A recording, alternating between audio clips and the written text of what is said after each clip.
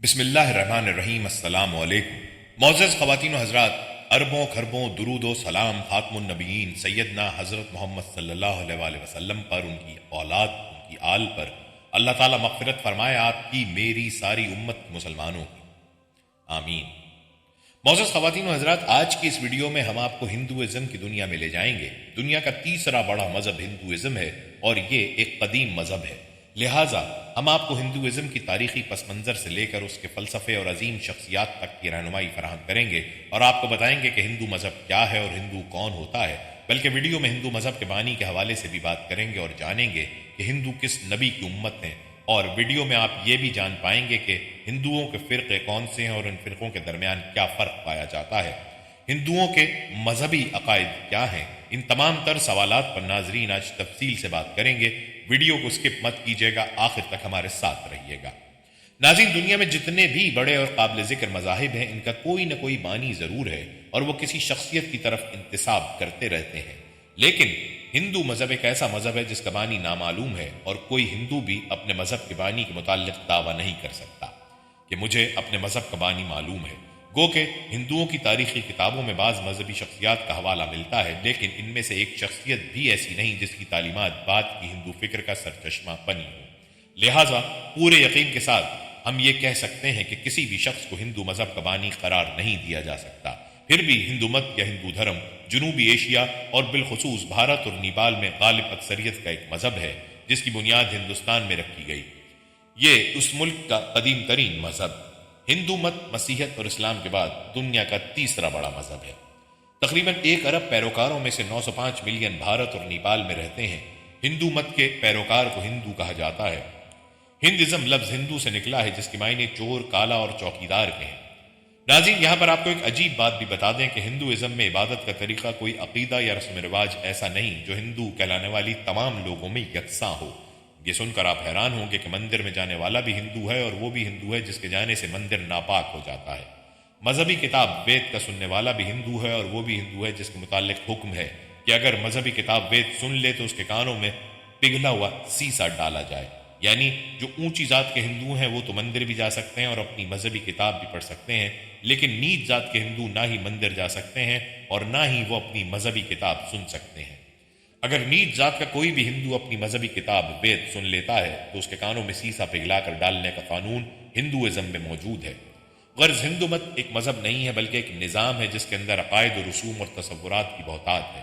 اسے ویدی مذہب کی ترقی یافتہ، توسیع یافتہ اور تبدیل شدہ شکل بھی کہا جا سکتا ہے، کیونکہ وہ مقام جہاں سے یہ پھیلا ہے وہ بہرحال ویدی مذہب ہی ہے۔ مجموعی طور پر اس کو ایک غیر واضح سا مذہب تصور کیا جا سکتا ہے، مثلا یہ کہ اگر کہہ دے کہ میں ہندو ہوں بس اسے ہی سچا ہندو سمجھ لیا جاتا ہے، قطع نظر اس بات کے کہ وہ کس کی عبادت کرتا ہے، اس کے عقائد کیا ہیں، اس کے اعمال کیسے ہیں، بلکہ یہ ایک ناقابل تردید حقیقت ہے کہ جیسے ہندوؤں نے خود لکھا ہے کہ ہندو دھرم کی کوئی بنیاد نہیں، کوئی قانون نہیں، کوئی منظم طریقہ کار نہیں، نہ ہی کوئی صحیح تعریف ہے، بس جس کو سمجھ آیا اختیار کر کے اپنے آپ کو ہندو بنا لیا، یعنی ہندو مذہب شدید اور متعصب قومیت کا دوسرا نام ہے۔ عملاً ایک ہندو آزاد ہے، جو چاہے کرے، جو چاہے عقیدہ رکھے، اس کے لیے حلال و حرام کا کوئی تصور موجود نہیں ہے، جبکہ دوستو اس کے برعکس مسلمان وہ ہے جو اپنی رضا کو اللہ کی رضا کے تابع کر دے۔ لیکن دوستو اگر ہم کسی عام ہندو سے پوچھیں کہ وہ کتنے خداؤں پر یقین رکھتا ہے تو ہمیں مختلف جوابات ملیں گے۔ کوئی کہے گا 3 خداؤں پر، کوئی کہے گا 33 خداؤں پر، کسی کا جواب ہوگا 1000 خداؤں پر، جبکہ بعض ایسے بھی ہوں گے جو کہیں گے کہ وہ 33 کروڑ خداؤں کا وجود تسلیم کرتے ہیں۔ لیکن تریدیوی مورتی کا تصور ہندو دھرم میں بنیادی اہمیت کا حامل ہے۔ یہ 3 دیوتا برہما، وشنو اور شیو ہیں۔ برہما ہندوؤں کے نزدیک خالق ہے، وشنو ربویت کا فریضہ انجام دیتا ہے یعنی پالنے والا، شیو فنا اور موت کا دیوتا ہے۔ ہندوؤں کے نزدیک یہ حقیقی ہستیاں ہیں، یعنی یہ ہندوؤں کا عقیدہ تثلیث ہے۔ دوستو گائے کا تقدس بھی ہندوؤں کے ہاں انتہائی اہمیت کا حامل ہے۔ گائے کو مارنے یا گائے کا گوشت کھانے کو ایک وحشیانہ اور ظالمانہ عمل قرار دیا جاتا ہے۔ ان کا عقیدہ ہے کہ گائے کو جو بھی مارے گا یا اس کو ذبح کرے گا وہ جہنم میں اتنے ہی سال جلتا رہے گا جتنے اس گائے کے جسم پر بال ہوں گے، بلکہ گاندھی کا قول ہے کہ جو شخص گائے کی حرمت پر یقین نہیں رکھتا وہ ہندو نہیں ہو سکتا۔ اگر مذہب کا تجزیہ کیا جائے تو اس کے قدیم ترین ماخذ کی حیثیت 4 کتابوں کو حاصل ہے جنہیں وید کہا جاتا ہے۔ ان کے نام یہ ہیں: رگ وید، سام وید، یجر وید، اتھروا وید۔ وید کا لفظ ود سے نکلا ہے جس کے معنی جاننے اور علم کے ہیں۔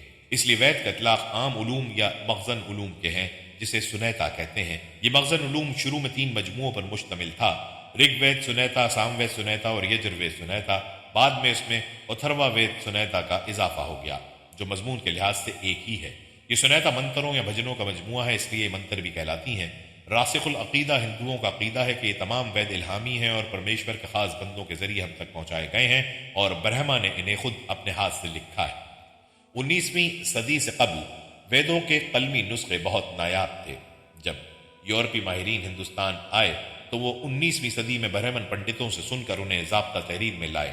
کہا جاتا ہے کہ ابتدا میں صرف ایک وید تھا، پھر آسانی سے سمجھنے کی خاطر اس کے 4 حصے کر دیے گئے۔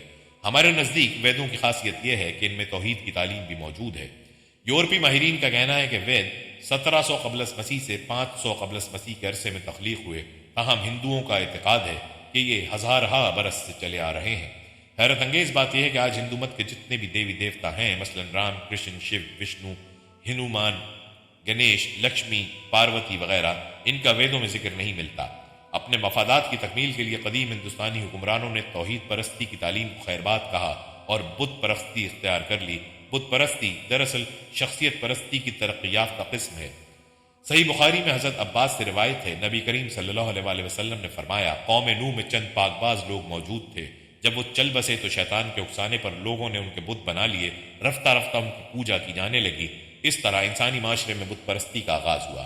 یاد رہے کہ سورہ نوح آیت 22 میں قوم نوح کے بتوں کے نام ود، سوا، یغوث، یعوق اور نصر درج ہیں۔ گویا کہ بت پرستی اور ہندوازم کا آغاز حضرت نوح علیہ السلام کے دور میں ہوا تھا۔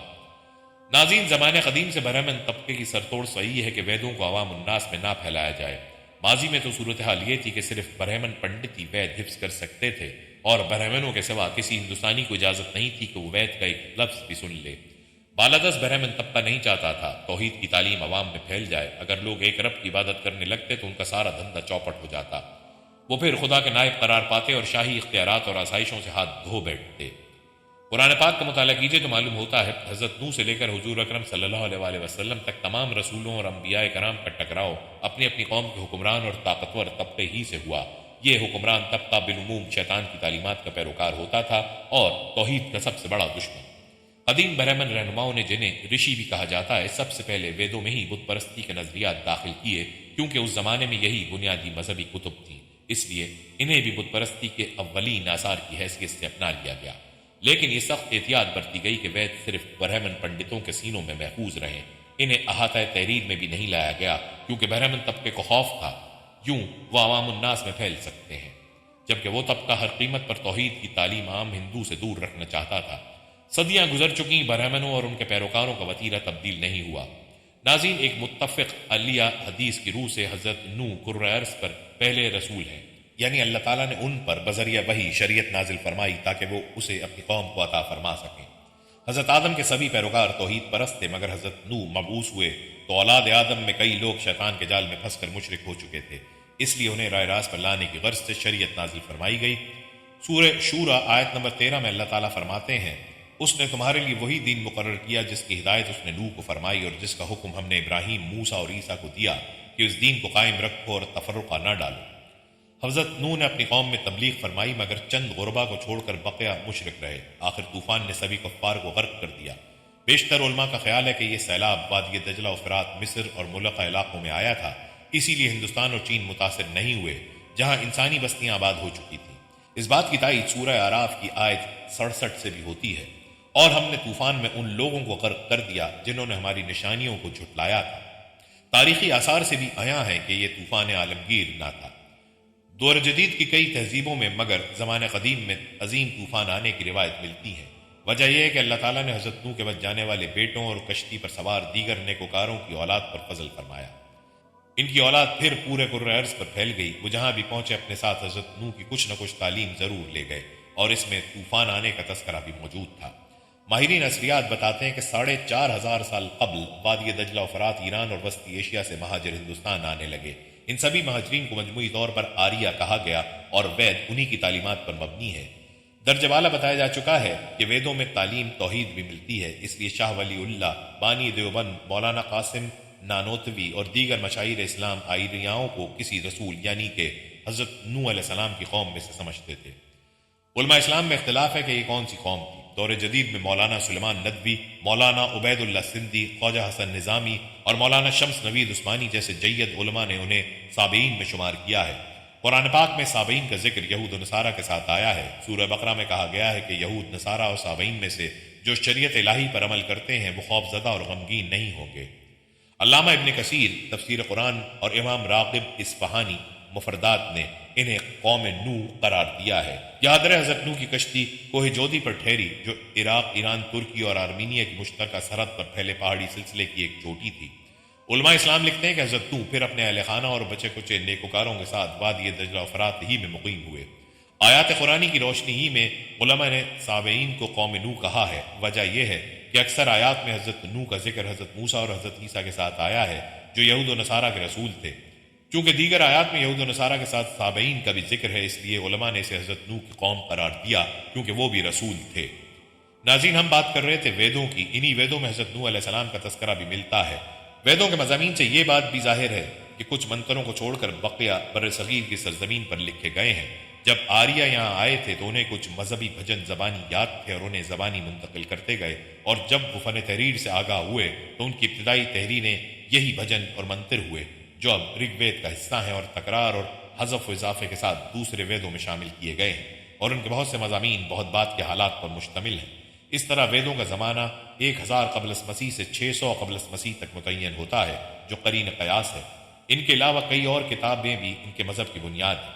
رگ وید کا زیادہ تر حصہ ابھی تک ناقابل فہم ہے اور یہ منتر مناجات اور حمد پر مشتمل ہے۔ ان میں جگہ جگہ رنگین باتیں بھی ملتی ہیں۔ ان منتروں سے ان کی ارتقائی حالت، مقاصد، سیاسی تنظیم، سماجی تہذیب اور دشمنوں کے تمدنی مدارج پر کافی روشنی پڑتی ہے۔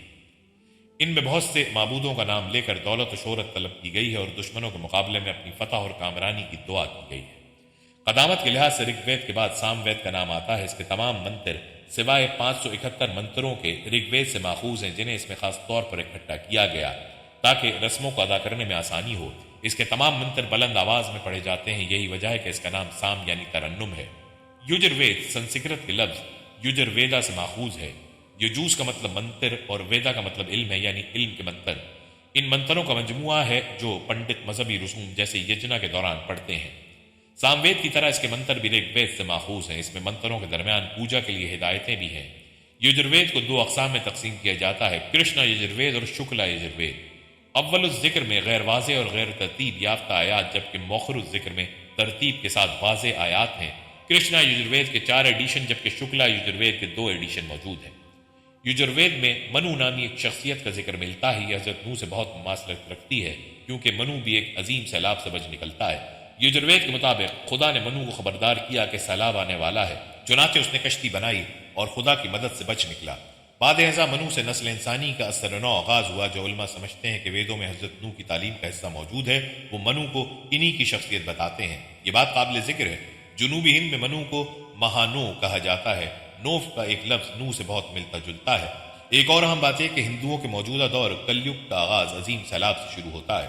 ناظرین، اتھرویدا کی تصنیف بہت بعد میں ہوئی، مگر اس کے بعد حصے رگ وید سے بھی قدیم معلوم ہوتے ہیں۔ یہ مذکورہ بقیہ 3 ویدوں سے مختلف ہے۔ اس کے منتر زیادہ تر جادو ٹونے اور جھاڑ پھونک پر مشتمل ہیں اور بھوتوں کی پرستش کا ذکر بھی ہے۔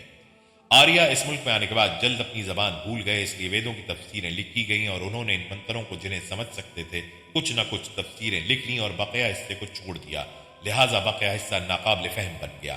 یہ تفسیریں براہمن کے نام سے مشہور ہیں۔ یہ سب کے سب منتر ہیں مگر زیادہ تر اساطیری واقعات، خرافاتی قصوں اور قربانی کے متعلق ہدایتیں ہیں۔ یہ براہمن بہت سارے لکھے گئے تھے مگر اب صرف 7 باقی بچے ہیں۔ براہمنوں کے بعد آرنیک کا نام آتا ہے جو بطور ضمیمہ براہمنوں میں شامل ہیں۔ ان کو جنگلوں کی بیاز بھی کہتے ہیں کیونکہ یہ اس قدر پاک ہیں کہ ان کو صرف جنگلوں میں ہی پڑھا جا سکتا ہے۔ ان میں آریاؤں کے لیے ہدایتیں درج ہیں۔ یہ براہمن کی طرح ہیں مگر ان میں رسومات کے برخلاف معینوں سے سروکار کیا گیا ہے۔ اپنشد ویدی دور کا آخری ضخیم حصہ ہے جسے معنویت اور فلسفیانہ گہرائی کی وجہ سے بڑی اہمیت حاصل ہے۔ اپنشد کے معنی کسی کے آگے بیٹھنے کے ہیں اور اصلاحی معنی اسرار کے ہیں۔ یہ بہت سے ہیں، کچھ نظم میں کچھ نثر میں۔ انہیں عام طور پر ویدانت کہتے ہیں جس کی معنی وید کا تتمہ ہے۔ بعض لوگوں نے بھگوت گیتا اور سوتروں کو بھی ودیانت میں شامل کیا ہے۔ ناظرین، ہندو کتب میں نبی آخر الزماں حضرت محمد مصطفیٰ صلی اللہ علیہ وسلم کی آمد کا تذکرہ بھی ملتا ہے۔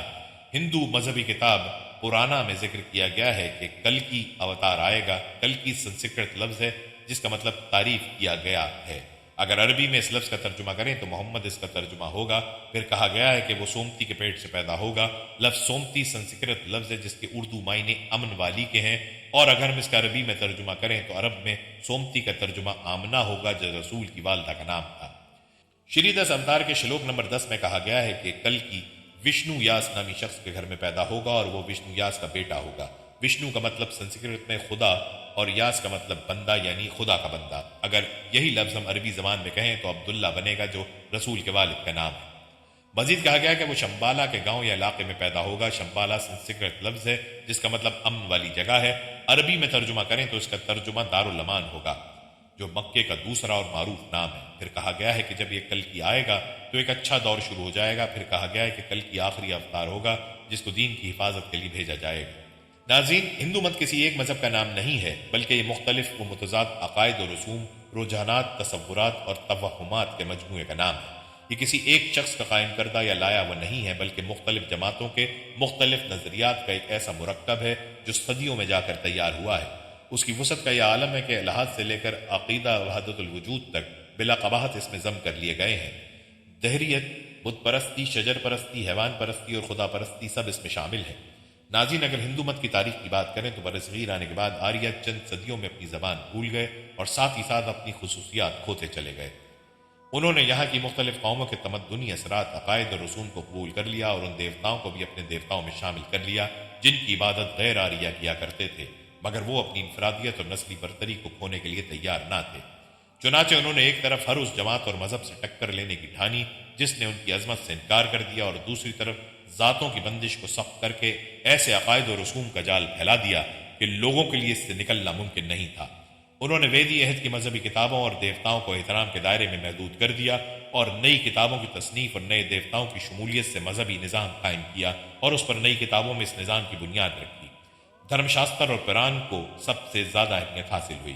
خرافات، ضمیات، عقائد اور رسوم کے لیے پران نے ان کو مواد فراہم کیا اور عملی زندگی کے مطالبات کو دھرم شاستر نے پورا کیا۔ برہما، شیو اور وشنو کو تسلیم کر لیا گیا اور الوہیت کی ان تینوں شکلوں کو تریمورتی کے نام سے موسوم کیا گیا۔ برہما کو پہلے افضل مانا گیا اور سرسوتی کو، جس کی سواری مور ہے، اس کی بیوی بتایا گیا، نیز اسے علم اور دانائی کی دیوی بتایا گیا۔ پھر برہما کی عظمت کم کر کے اس کی پرستش روک دی گئی اور وشنو اور شیو کو اس پر فوقیت دے کر اس کی کمتری کا اعلان کر دیا گیا۔ مورخین نے بالعموم آریائی دور کو 3 حصوں میں تقسیم کیا ہے: سابقہ ویدی دور، آخری ویدی دور یا رزمیہ دور۔ ہندو دور یعنی پران اور سمرتی ہے۔ آریائی دور اس عہد سے تعلق رکھتا ہے جب وہ ہندوستان پر حملہ آور ہوئے تھے اور یہاں کے باشندوں سے برسر پیکار تھے۔ ہندو مت کی تدوین نو رزمیہ نظموں کے عہد میں شروع ہوئی۔ برہما، وشنو اور مہیش، جنہیں تریمورتی کہا جاتا ہے، کے ساتھ دیوی ماں منظر عام پر آ کر غیر معمولی مقبولیت کا باعث بنی۔ ہندو مت برہمنی مت کی توسیع کا نام ہے۔ نئے عظیم دیوتاؤں کا وجود میں آنا اور عوام کی مقبولیت کی سند حاصل کرنے میں ایک زمانہ لگا۔ عہد وسطیٰ کی تاریخ انہی کے عروج کی داستان کے علاوہ اور کچھ نہیں ہے۔ قدیم برہمنی اور ویدک دھرم میں جو فرق ہے وہ یہ ہے کہ ویدک رسومات میں یگیا یعنی قربانی کو مرکزیت حاصل تھی، جبکہ نئے ہندو دھرم میں یگیا کو بالکل ختم کر دیا گیا ہے۔ قدیم ویدک دھرم میں یگیا صرف برہمنوں کے ذریعے ادا کیا جا سکتا تھا اور دیوتا یگیا کے مقابلے میں تمام عبادتوں کو اہمیت نہیں دیتے تھے اور عوام یگیا کا خرچ برداشت نہیں کر سکتے تھے، مگر ہندو مت کی تنظیم نو میں یگیا کو ختم کر کے پوجا پاٹ کو اہمیت دی گئی۔ برہمنی مت میں جب غیر آریائی قبائل کو جگہ دینا شروع کی تو برہمنی مت کے ساتھ ساتھ مقامی قبائل کے مذہبی عقائد اور رسومات بھی جگہ پانے لگے۔ پھر بھی ان سب میں برہمنی مت اور اس کے عقائد کو اولیت حاصل رہی۔ مہابھارت اور رامائن عہد کے تمام مذہبی عقائد اور سماجی روایات کی برہمنی عالموں نے نہ صرف حوصلہ افزائی کی اور ان کے ذریعے برہمنی مت کی تائید اور سند کی قبولیت بخشی۔ اس طرح برہمنوں کو کلیدی حیثیت حاصل ہو گئی اور یہی دھرم کے اصول و ضوابط کی ترتیب و ترمیم یا تنسیق کے ذمہ دار تھے۔ یعنی کوئی بھی عمل جس کا تعلق مذہب و زندگی کے کسی بھی شعبے سے ہو، ان کے عمل و دخل کے بغیر تکمیل کو نہیں پہنچ سکتا تھا۔ نئے مذہب کی خصوصیت یہ ہے کہ یہ اپنے اندر تمام رسومات اور روایات کو سمو لینے کی غیر معمولی صلاحیت رکھتا ہے اور یہی اس کی مقبولیت کی ضامن بنی۔ ہندو مت میں شمولیت کے لیے کسی طرح کی کوئی شرط نہیں ہے۔ کوئی بھی شخص تھا وہ کسی قبیلے، کسی ذات، کسی مذہب و نسل سے تعلق رکھتا ہو، اپنے مذہبی عقائد اور رسومات کے ساتھ اس نئے مذہب میں شامل ہو سکتا تھا۔ اس طرح ہندو مت میں تمام طبقات کے لوگ شامل ہونے لگے تھے۔ یہ وہی لوگ تھے جو پہلے اس مذہب سے مستفید ہو نہیں سکتے تھے اور نہ ہی برہمنی مذہب کو ان سے دلچسپی تھی۔ سماج کی وہ ذاتیں جو پہلے حقیر سمجھی جاتی تھیں وہ ہمیشہ مذہبی معاملات سے دور رکھے گئے۔ حقیقت تو یہ ہے کہ ہندو مت کا برہمنی مت کو عوامی رنگ اختیار کرنے کی کوششوں کا نتیجہ ہے۔ ہندو مت نے تمام نسلی، قبائلی اور مقامی عقائد کو جگہ دے کر اپنے دائرے کو پھیلایا کہ ہندو مت میں متضاد خیالات و افکار رکھنے والے سبھی اپنے اپنے دیوتاؤں سے عقیدت رکھنے کے ساتھ دوسرے دیوتاؤں کا بھی احترام کیا جاتا ہے۔ چنانچہ اپنی ضرورتوں کے لیے ہر فرقہ اپنے دیوتا کی طرف رجوع کرتا ہے اور اسی کو خالق کائنات سمجھتا ہے۔ شیو کے بھگت وشنو اور دیوی ماں کو اس کا اوتار یا شیو کی ہی مختلف صفات کا مظہر سمجھتے ہیں۔ اس طرح وشنو کے بھگت شیو اور دیوی ماں کو وشنو کی مختلف صفات کا مظہر سمجھتے ہیں۔ ہندو مذہب کی خصوصیت یہ بھی ہے کہ مختلف دیوتا جو مخصوص نسلی اور تہذیبی روایتوں کی دین ہے اور ان کے اتحاد سے کسی ایک دیوتا کی تخلیق ممکن نہیں تھی، اور بعض اوقات کسی ایک دیوتا کی مختلف صفات یا اس کے مختلف مظاہر میں ان دیوتاؤں کی تکمیل سے اس دیوتا کی تکمیل ممکن تھی۔ مہابھارت رامائن سے زیادہ ضخیم ہے، اس کے اندر 1,00,000 اشعار ہیں جو 20,000 قطعات میں منقسم ہیں۔ ان کے علاوہ نظموں کا ایک اور مجموعہ بھی ہے جو 24,000 اشعار پر مشتمل ہے۔ اس کتاب کو مصنف ویاس بتایا جاتا ہے۔ یہ کتاب بھی کسی ایک مضمون کے متعلق نہیں ہے، بلکہ اس میں قصے بھی ہیں، پند و نصائح بھی ہیں، رزمیہ کارنامے بھی، فلسفیانہ بحثیں اور یگ کے دروس بھی ہیں۔ ان میں سب سے اہم بھگوت گیتا ہے۔ یہ حقیقتاً نئے مذہب کی کتاب ہے جس کے اکثر تصورات گواپنشد سے ماخوذ ہیں، تاہم نتیجے کے لحاظ سے ان سے مختلف ہیں۔ اس میں دوسرے دیوتاؤں پر وشنو کی عظمت کو قائم کرنے کی کوشش کی گئی ہے اور وشنو کو برہما مانا گیا ہے۔ نیز تناسخ کے فلسفے پر زور دیا گیا ہے اور یہ ثابت کرنے کی کوشش کی گئی ہے کہ خود کرشن نارائن، واسودیو، وشنو اور برہما ہے۔ دوسرے الفاظ میں وہی معبود اور روح کل بھی ہیں۔ ہندوؤں کے خیال میں اس میں ایک ہستی کو تسلیم کر کے وحدت الوجود کی تعلیم دی گئی ہے۔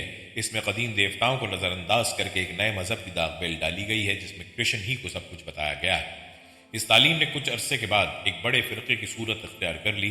اس حقیقت کو سمجھانے کے لیے بھگوت گیتا میں 3 طریقے بتائے گئے ہیں: جنان مارگ یعنی علم کے ذریعے، کرم مارگ یعنی عمل کے ذریعے، بھکتی مارگ یعنی گیان ویوگ کے ذریعے۔ یہاں بھی اپنشد کی طرح آروگون سے رہائی پا جانے یا مکتی یا نجات بتایا گیا ہے۔ رامائن لطیفوں اور فلسفیانہ بحث سے خالی ہے۔ اس میں جو کچھ قابل تذکرہ ہے وہ رام چندر اور سیتا کی سیرتیں ہیں جنہیں ڈرامائی انداز میں پیش کیا گیا ہے۔ بعد میں چونکہ رام چندر اور سیتا کو وشنو اور لکشمی کا اوتار مانا گیا ہے، اس لیے اس کی اہمیت بڑھ گئی ہے اور یہ وشنو کے ماننے والوں کی سب سے اہم کتاب بن گئی۔ اس کی خصوصیت یہ ہے کہ اس میں ویدی معبودوں کے ساتھ نئے دیوتاؤں کا نام بھی آتا ہے، جس سے ظاہر ہو رہا تھا کہ آریائی مذہب ہندو مذہب میں تبدیل ہو رہا تھا۔ گو انہیں برتری نہیں ہوئی تھی، نیز تناسخ کا عقیدہ پختہ ہو چکا تھا اور عام انسانوں کو اوتار سمجھنے کی بدعت جاری ہو چکی تھی۔ اس کتاب کو مصنف والمیکی بتایا جاتا ہے اور اس کو رام چندر کا ہم اثر قرار دیا گیا ہے۔ اس کتاب کے مختلف مواد سے ظاہر ہوتا ہے کہ یہ 600 قبل مسیح سے پہلے کی نہیں ہے، چونکہ آریہ اس ملک میں آنے کے بعد چند صدیوں میں اپنی زبان بھول گئے۔ اس وقت انہوں نے ویدوں کی تفسیر لکھنی شروع کی جو برہمن کے نام سے مشہور ہوئی، مگر یہ بھی ناقابل فہم ہوتی گئیں اور تشفی بخش ثابت نہیں ہوئی، تو انہوں نے ایک نیم مذہبی ادب ویدان کی بنیاد رکھی اور کلپا کے زمرے میں 4 رسالے سلو ستر، گریا ستر اور دھرم ستر تصنیف کیے۔ ناظرین، ہندو اور جین مت کی اصل ان آریوں کے تصورات میں ملتی ہے جو تقریباً 4500 قبل مسیح میں وسطی ایشیا سے ہمالیہ تک پھیلے ہوئے تھے۔ آریوں کی ایک شاخ نے پارسی مذہب کی بنیاد بھی ڈالی۔ دنیا کے دوسرے بڑے مذاہب اسی کے بعد وجود میں آئے، مثلا یہودیت 2000 قبل مسیح میں، بدھ مت 500 قبل مسیح میں، مسیحیت 2000 برس پہلے اور اسلام 1400 برس پہلے مارز وجود میں آئے۔ ہندو مت کی بنیاد جن کتابوں پر رکھی گئی ان میں پہلا نام دھرم ستر کا ہے۔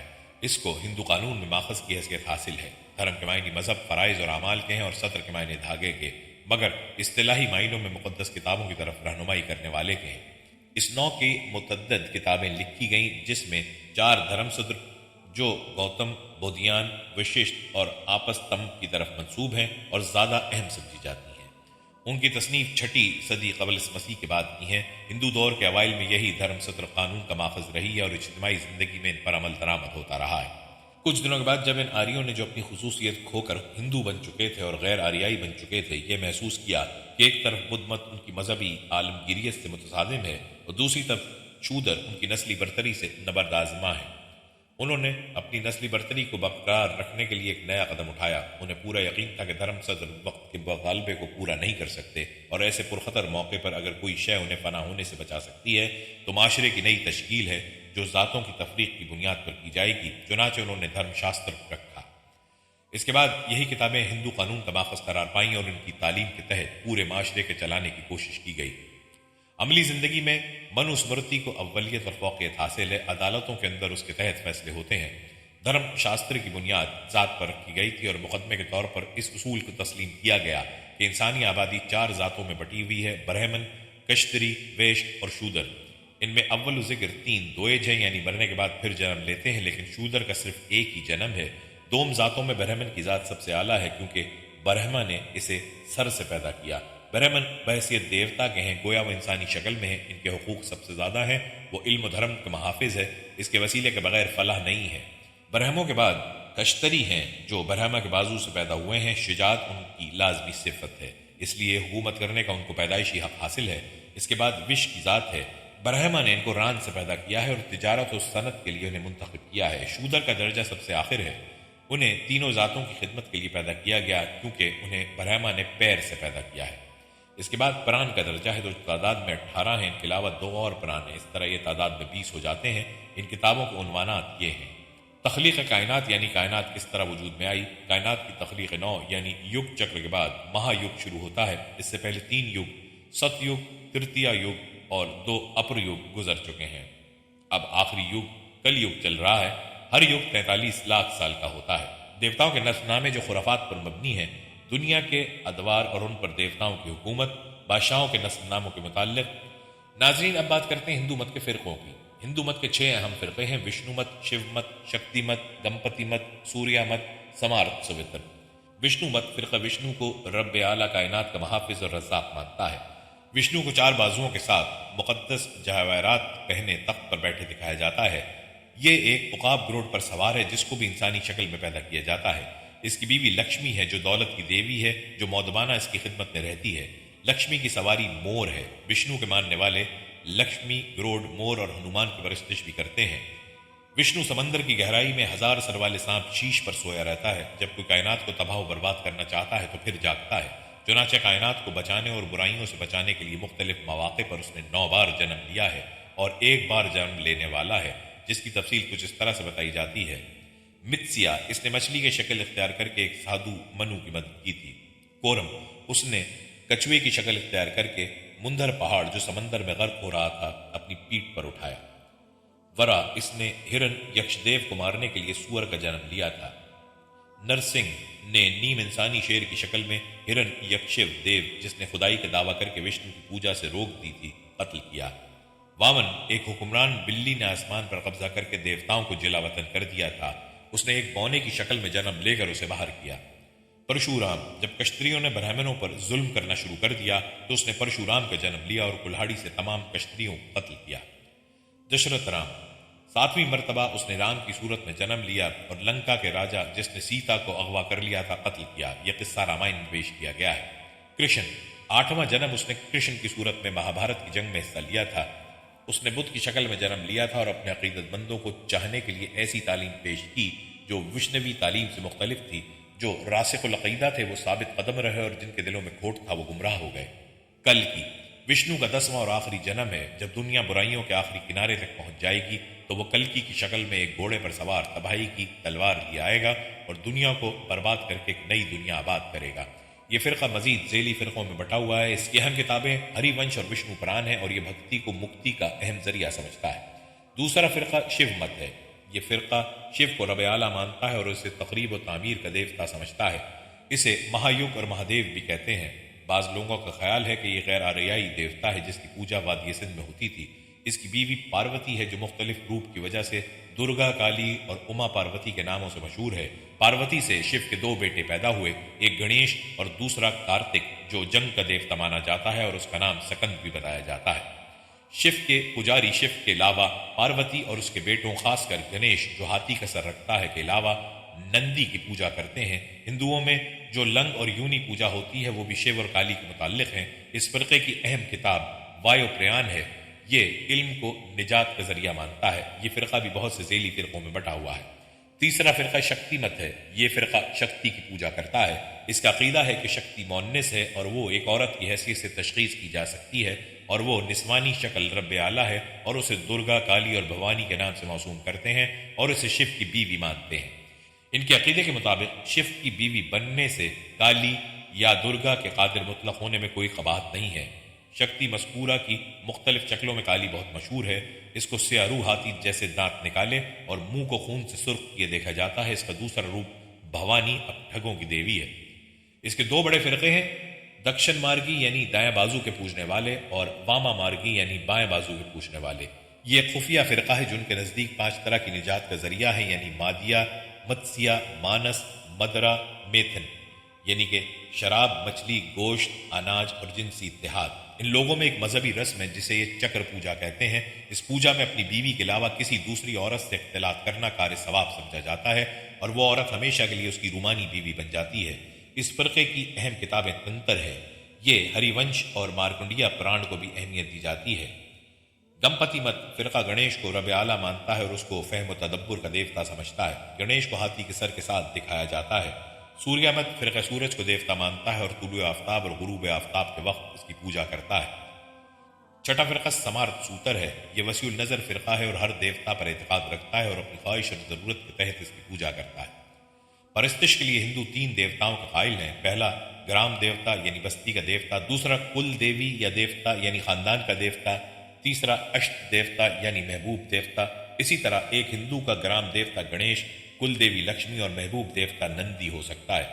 گرام دیوتا مندروں میں خاندانی اور محبوب دیوتا گھروں میں رکھے جاتے ہیں۔ ان تینوں دیوتاؤں کے علاوہ ہر ہندو دوسرے بہت سے دیوتاؤں کو حسب موقع پوجتا ہے۔